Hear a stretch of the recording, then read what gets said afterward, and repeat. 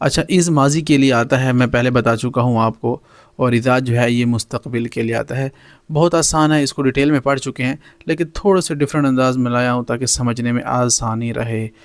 اذ، جیسے کہ اذ قال ربک للملائکۃ، جب آپ کے رب نے کہا فرشتوں سے انی جاعل، کہ میں بنانے والا ہوں فی الارض خلیفہ، زمین پر ایک خلیفہ، یا اذ قال للملائکہ، اور جب فرشتوں سے کہا اذ قال ابراہیم رب اجعل هذا البلد آمنا، جب ابراہیم علیہ السلام نے دعا مانگی کہ اللہ اس شہر کو امن والا بنا دے، تو اذ ماضی کے لیے آتا ہے نا، جب مانگی گئی یا جب کہا گیا اللہ کی طرف سے، تو اس کا مطلب جب آئے گا آسانی سے ذہن میں رکھ سکتے ہیں اس کو۔ یہ ہے مستقبل کے لیے آتا ہے، سمجھنے کی کوشش کیجئے۔ اذا حال کے لیے، جب، دیکھیں مطلب تو دونوں کے سیم ہیں، لیکن میں اس کی آپ کو حالتیں بتا رہا ہوں۔ جب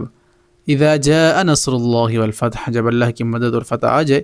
وَرَأَيْتَ النَّاسَ يَدْخُلُونَ فِي دِينِ اللَّهِ، آپ دیکھیں گے لوگ جوک در جوک، یا دیکھیں کہ لوگ جوک در جوک دین میں داخل ہو رہے ہیں۔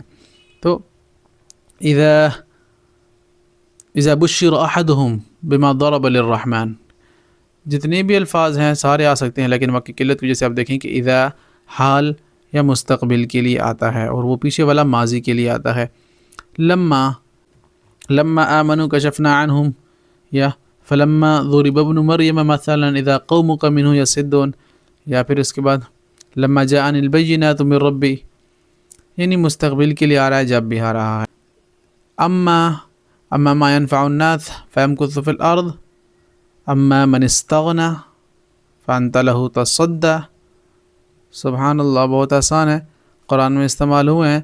تو یہ وہ الفاظ ہیں جنہیں آپ آسانی سے یاد رکھ سکتے ہیں قرآن کو سمجھنے اور اس پر عمل کرنے کے لیے۔